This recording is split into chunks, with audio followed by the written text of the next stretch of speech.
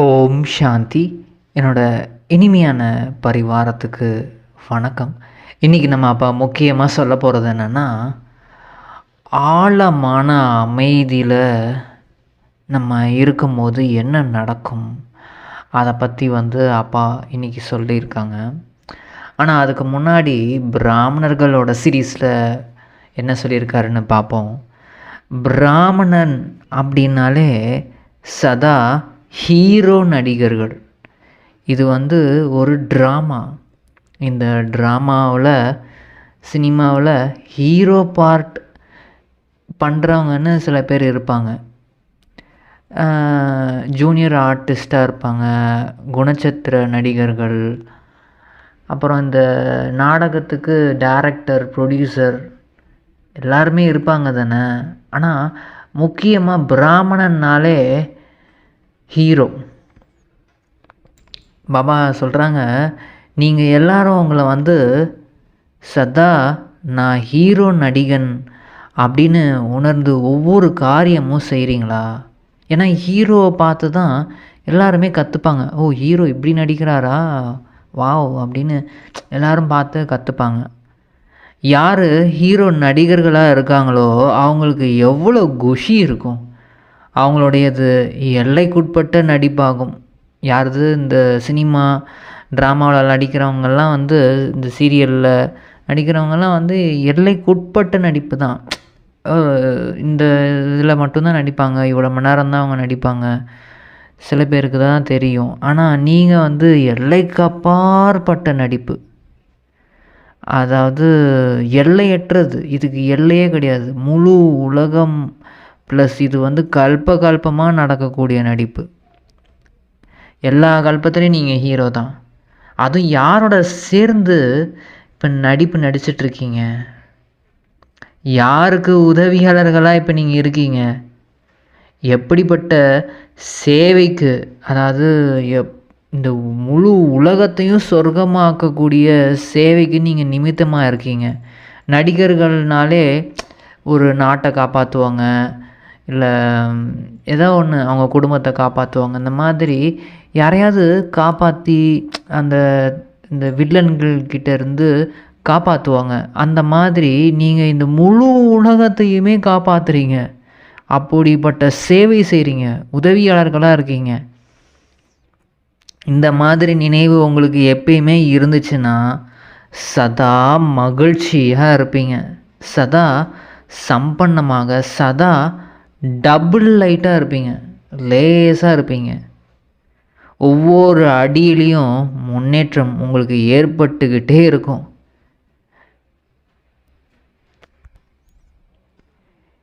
எப்படி இருந்தீங்க நீங்கள் நார்மலாக, யாருமே தெரியாமல், அதாவது நீங்கள் உங்களை யாரையும் தெரியாமல் ஒரு சாதாரணமாக வாழ்க்கை வாழ்ந்துட்டு இருந்தீங்க.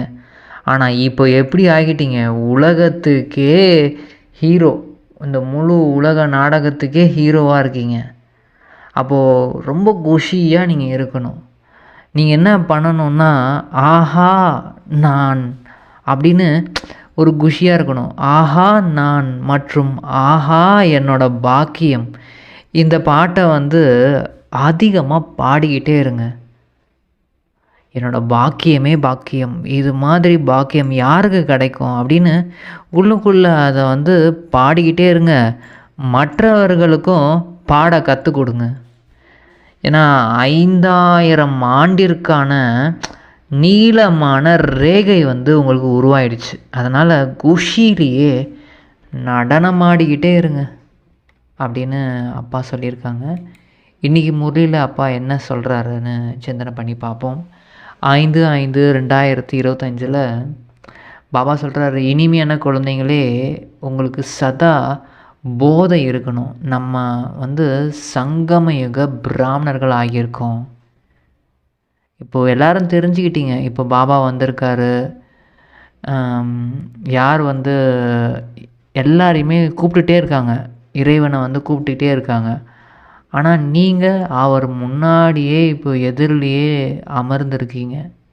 அப்போ எவ்வளோ ஒரு போதை இருக்கணும் உங்களுக்கு. கேள்வி அப்பா என்ன கேட்குறாருன்னா, இப்போது குழந்தைங்களுக்கு வந்து யோகா கரெக்டாக இருக்குது அப்படின்னா எப்படி தெரிஞ்சுக்கலாம்? நீங்கள் நல்லபடியாக யோகா பண்ணுறீங்க, அவங்களோட புத்தி எப்படி இருக்கும்? அதுக்கு அப்பா என்ன சொல்கிறாங்கன்னா, அவங்களுக்கு வந்து இந்த சத்யுகத்தை பற்றி, இந்த தங்க யுகத்தை பற்றின காட்சிகள் வந்து தெரியும். நீங்கள் அங்கே போயிட்டு எப்படியெல்லாம் படிப்பீங்க, அங்கே வந்து எப்படி ராஜ்யம் பண்ணுவீங்க, அங்கே எப்படி இருக்கும் உலகம், இது வந்து நல்லா யோகா பண்ணிக்கிட்டே இருக்காங்க. அவங்களுக்கு வந்து அவங்க அந்த கர்மாதீத நிலை அடைய அடைய கிட்ட நெருங்க நெருங்க அவங்களுக்கு தெரியும். இந்த மாதிரி காட்சிகள்லாம் அவங்களுக்கு தெரியும். ஆனால் வந்து என்னென்னா, யாரோட அந்த புத்தி வந்து தெளிவாக யோகா கனெக்ஷன் வந்து தெளிவாக இருக்கோ அவங்களுக்கு தான் வந்து அந்த காட்சிகள் கிடைக்கும். அதாவது பரந்தாமத்தோட காட்சிகளும் தெரியும், அதுக்கப்புறம் சுகதாமத்தோட காட்சிகளும் தெரியும். அதுவும் என்னென்னா, எல்லா காரியமும் பண்ணிக்கிட்டே இருப்பாங்க அவங்க. அதாவது எல்லா காரியத்தையும் பண்ணிக்கிட்டும் அவங்க பாபாவோட நினைவுலேயே இருப்பாங்க.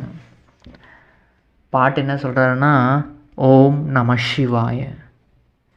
இந்த சத்சங்கத்தில் நிறையா பேர் வந்து என்ன பண்ணுறாங்கன்னா, அந்த பக்தி மார்க்கத்தில் அவங்க வந்து என்ன மனசுக்குள்ளே இல்லை வாய் வழியாக என்ன சொல்கிறாங்கன்னா, ஆஹா குரு அப்படின்னு சொல்கிறாங்க. இல்லைன்னா வந்து ராமரோட பேரை வந்து சொல்லிக்கிட்டே இருக்காங்க. ஆனால் பாபா சொல்கிறாங்க, அதுக்கான அவசியம்லாம் கிடையவே கிடையாது. நீங்கள் அந்த மாதிரி அப்பாவை வந்து ஓம் நம சிவாய, ஓம் நம சிவாயன்னு சொல்லிக்கிட்டே இருக்கணும்னா அவசியமே கிடையாது. ஒரு தடவை நீங்கள் நமஸ்காரம் பண்ணிங்கனாலே போதும். அடிக்கடி சொல்லணும்னு அவசியம் கிடையாது. ஏன்னா அவர் தந்தை வந்து ஒருத்தர் தான். அவர் சொல்லுவதும் ஒன்றே ஒன்று தான். அது என்ன சொல்கிறாருன்னா, குழந்தைங்களே நீங்கள் என்னை மட்டும் நல்லா நினைவு பண்ணுங்க. நல்லா கற்றுக்கிட்டு நீங்களும் வந்து இங்கே அமர்ந்து நல்லா நினைவு பண்ணுங்க. அவ்வளோதான். நமக்கு உண்மையாக ஆத்மாவாகிய நமக்கு யார் வந்து தந்தையாக இருக்காரோ அவரை வந்து நம்ம நினைவு பண்ண போகிறோம். அவர் தான் எல்லாருக்கும் தந்தை. உலகத்துக்கே அவர் தான் தந்தையாக இருக்கார். ஆத்மா எல்லாருமே உயிர் தானே. ஆனால் அவங்க தெரிஞ்சுக்கல. நீங்கள் இப்போ தெரிஞ்சுக்கிட்டீங்க.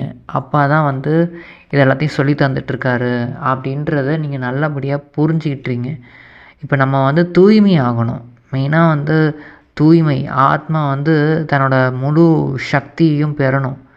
கொஞ்சோண்டு ஞானம் இருக்கும் போது தான், அதாவது அந்த சக்தி இருக்கக்கூடிய டைமில் வந்து உங்களுக்கு இது எல்லாத்தையும் புரிய வைக்கிறாரு. இதுக்கு மேலே போச்சுன்னா அவ்வளோதான். ஆத்மா வந்து முழுசாக வந்து எல்லாத்தையும் மறந்துடும். அந்த நிலமையில வந்து இது எல்லாத்தையும் சொல்லித்தராரு. நம்ம பல பிறவியாக நடித்து மறந்துட்டோம் எல்லாத்தையும். இப்போ வந்து புரிய வைக்கிறாரு. புரிய வைக்கிறது என்னென்னா, நீங்கள் மீண்டும் ஆத்மா வந்து ஃபுல் சார்ஜ் ஆகணும். நீங்கள் நல்லா புரிஞ்சுக்கிட்டீங்க. ஆனால் மற்றவங்க வந்து யாருமே வந்து இதை பற்றி தெரியவே இல்லை. இந்த சன்னியாசிகள்லாம் கூட வந்து என்ன பண்ணுறாங்கன்னா, அவங்களும் அமைதியாக இருக்கிறதுக்கு நினைவு பண்ணுறாங்க. அவங்க வந்து அமைதியாக வாய் வழியாக அமைதியாக இருக்காங்க. அப்புறமேட்டு அவங்களுக்கும் காட்சிகள்லாம் கிடைக்கிது. ஆனால் வந்து தெளிவாக அவங்களுக்கு தெரியல. அவங்களா வந்து ஏதோ ஒரு முயற்சி பண்ணி பண்ணுறாங்க. அதுக்கப்புறம் எங்கே நினைவு பண்ணுறாங்கன்னா, பரந்தாமத்தை வந்து நினைவு பண்ணிகிட்ருக்காங்க. அப்பையும் ஒரு அமைதி அனுபவம் ஆகும் தான். ஏன்னா பரந்தாம வீடே வந்து அமைதியான ஒரு வீடு தானே. ஆனால் உண்மையான அமைதி, முழு அமைதியாக அவங்களால அனுபவம் பண்ண முடியாது. அது வந்து ஏன்னா பரமாத்மா அப்பாவை நினைவு பண்ணணும் கரெக்டாக. அந்த இடத்துல வந்து சிவபாபா இருக்கார். சிவபாபாவை நினைவு பண்ணாதே. ஏன்னா அமைதி கடல் அவர் தானே. அவரை நினைவு பண்ணும் போது தான் அமைதி அவ்வளோ பரவும்.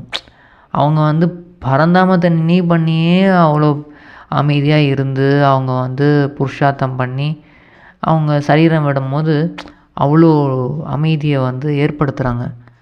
ஆனால் நீங்கள் வந்து சத்தியுகமும் போகணும். அமைதியான உலகத்துக்கு மட்டும் கிடையாது, சத்தியுகமும் போகணுன்றதுனால நீங்கள் சுகஸ்வரூபமாகவும் நீங்கள் ஆகணும். அதாவது அமைதியாக மட்டும் இருக்கலாம சுகத்தையும் அனுபவம் பண்ணணும். அந்த அதீந்திரிய சுகம்.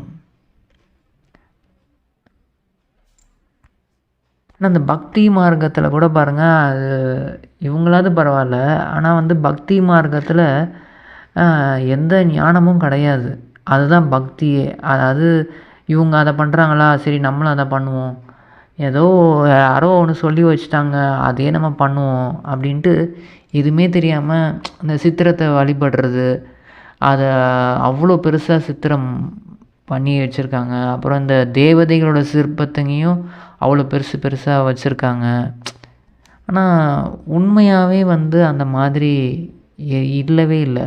தேவதைகள் கூட வந்து ஆதிசநாதன தேவதைகள் கூட அவங்க ஒன்றும் அவ்வளோ பெரிய மனிதர்களாக கிடையாது. அவங்க வந்து நார்மலாக நம்ம இப்போ எப்படி இருக்கிறோமோ அந்த மாதிரி தான் இருப்பாங்க. ஆனால் என்ன தெய்வீக குணங்களோடு இருப்பாங்க. இப்போ நீங்களும் வந்து அந்த மாதிரி ஆகணும். அங்கே வந்து ராஜா ராணிகள்லாம் அவ்வளோ ராயலாக வந்து இருப்பாங்க. அதே மாதிரி பிரஜைகளும் வந்து ராயலாக தான் இருப்பாங்க. ஆனால் இங்கே பாருங்கள், பெரிய பெரிய அந்த மந்திரிகள், அந்த பிரதமர்கள் எல்லாம் அவங்களோட உடைகள் வேறு மாதிரி இருக்குது. இங்கே மனிதர்களோட உடைகள்லாம் வேறு மாதிரி இருக்குது. ஸோ அதனால் அங்கே வந்து அப்படிலாம் இருக்க மாட்டாங்க. எல்லாருமே வந்து ராயலாக ராஜா ராணிகள் எப்படி இருக்காங்களோ அதே மாதிரி இருப்பாங்க. அங்கே அந்த இது தெரியும். ஆனால் வந்து இவங்க ராஜா, இவங்க வந்து பிரஜைகள்ன்றது தெரியும். அந்த பதவியில் வேறுபாடு இருக்குமே தவிர மற்றபடி எல்லாருமே சுகத்தை வந்து நல்லபடியாக அனுபவம் செய்ய முடியும். இப்போது இவர் கூட இந்த பிரம்ம பாபா கூட வந்து அவரும் முயற்சி செய்கிறாரு. அவர் முயற்சி செஞ்சு தான் அந்த மாதிரி பதவி அடைகிறாரு. அவரும் இப்போது இவரோட உடம்புல தானே வந்து சிவபாபா சொல்கிறாரு. ஸோ அவரும் பக்கத்தில் இருந்து கேட்குறாரு, ஓ இதெல்லாம் இப்படி பண்ணணுமா அப்படி இப்படின்னு இந்த முதல் இடை கடை ரகசியத்தை வந்து அவரும் தெரிஞ்சுக்கிறாரு. ஆனால் இந்த பிரம்மா பாபா வந்து ஒரு சாது சந்நியாசிலாம் கிடையாது. அவங்க வந்து எப்படி குடும்பத்திலேருந்து வெளியில் வந்து காட்டில் இருந்து முயற்சி பண்ணுறாங்க, அந்த மாதிரி இவர் வந்து சந்நியாசிலாம் கிடையாது. இவர் வந்து குடும்பத்திலே இருக்கார். ஆனால் எல்லாத்துலேருந்தும் விலகி இருந்து அந்த முயற்சி பண்ணுறாரு. இந்த தாமரை மலருக்கு சமமாக வந்து இருக்கார். இவராக தான் வந்து என்ன சொல்கிறாங்கன்னா பாக்கியசாலி ரதம், பாகியரத் அப்படின்னு சொல்லி சொல்கிறாங்க. அதை வந்து இவர் தான். ஏன்னா கடவுளே அவர் உடம்புல பிரவேசம் செய்கிறாருன்னா அப்போது அவர் உண்மையிலே பாக்கியசாலி தானே. கிருஷ்ணர் வந்து இளவரசர் தான், ஆனாலும் அவர் உடம்புல வந்து கடவுள்லாம் வர்றது கிடையாது. அதனால தான் பிரம்மாவுக்கு வந்து அவ்வளோ இது இருக்குது. பிரம்மா மூலிமா படைத்தார், பிரம்மா தான் படைத்தாருன்னு அவரை பற்றி சொல்கிறாங்க. ஆனால் பிரம்மா மூலிமா படைத்தது யாருன்னா சிவ பாபா தான் பண்ணுறாரு. ஆனால் பாபா சொல்கிறாங்க, நான் கூட வந்து ட்ராமாவில் இருக்கிற மாதிரி தான் நான் பண்ணுறேன். ட்ராமாவில் எனக்கு இந்த நடிப்பு இருக்குது, அதனால தான் நான் இந்த மாதிரி பண்ணிகிட்ருக்கேன். அதனால் இங்கே முக்கியமான விஷயமே கலியுகத்தில் இப்போ இருக்கிறோம். கலியுகத்தில் இருந்து குடும்பத்திலே இருந்துக்கிட்டு இப்போ வந்து சத்தியுகம் போகிறதுக்கான அந்த முயற்சி பண்ணணும். அவ்வளோதான். விநாசம் நடக்க தான் போகுது. விநாசம் நடந்தக்கப்புறம் தான் வந்து எல்லா இந்த புது உலகமும் வரும். அதனால் இந்த டைமில் வந்து நல்லா முயற்சி செய்யுங்க.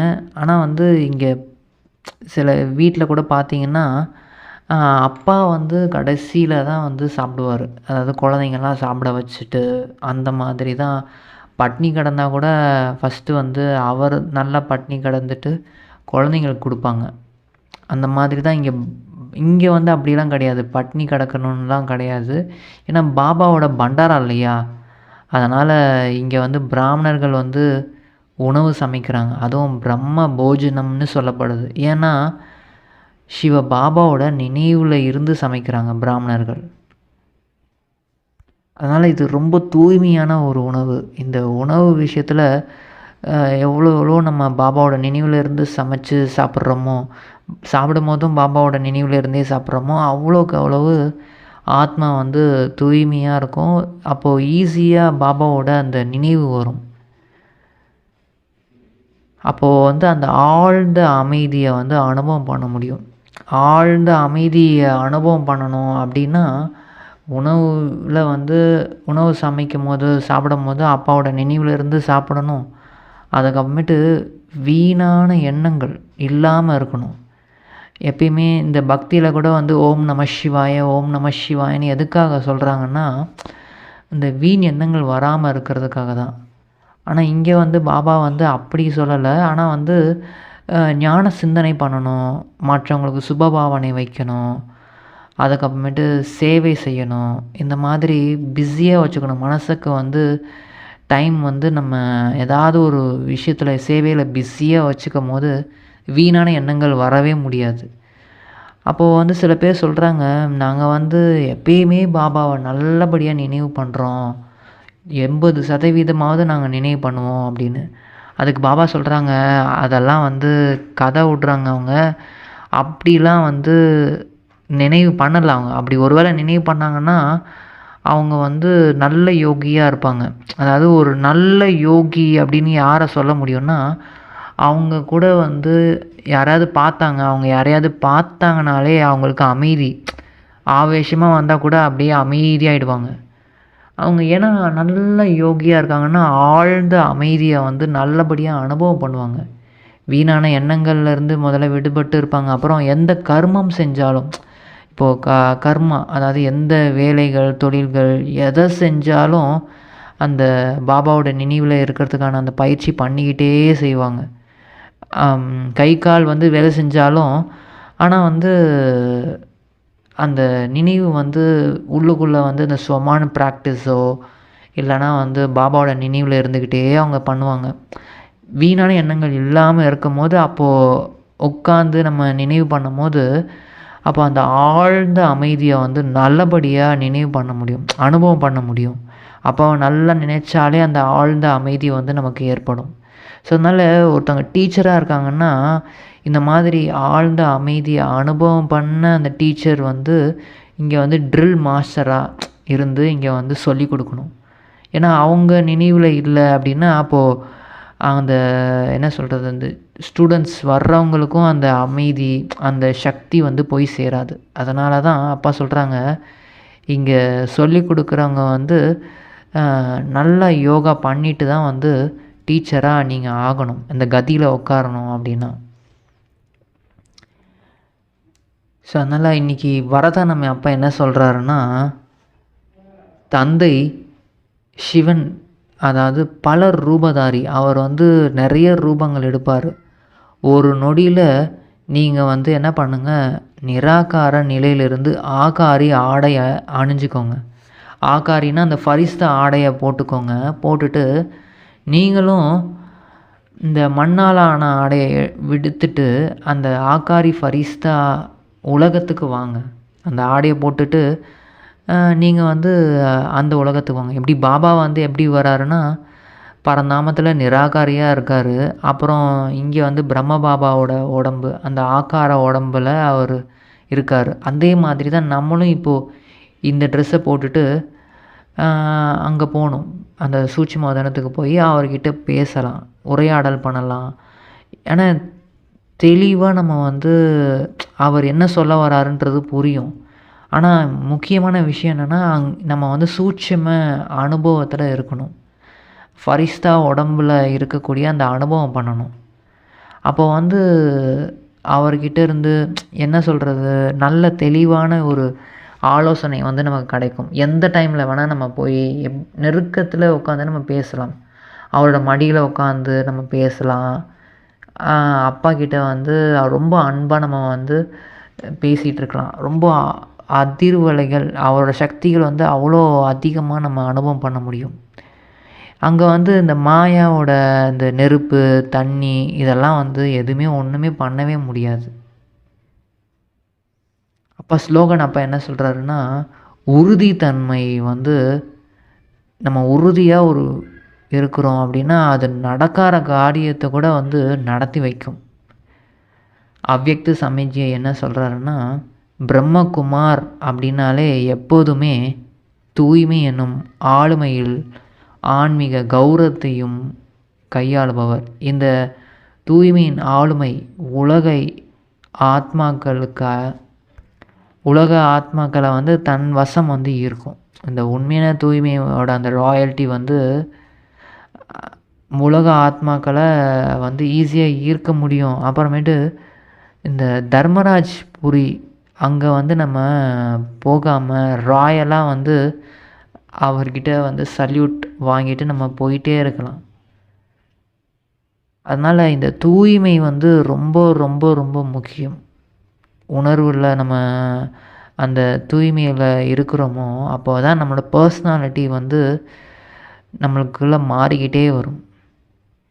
அப்பாவுக்கு மிக மிக மிக நன்றி. எங்களுக்கு இந்த வரதானங்கள் எங்களோட வாழ்க்கையை வந்து வரதான வாழ்க்கையாக மாற்றிட்டீங்க மற்றும் ஆழ்ந்த அமைதியை அனுபவம் பண்ண வச்சிட்டீங்க பாபா. ரொம்ப ரொம்ப நன்றி. ஓம் சாந்தி.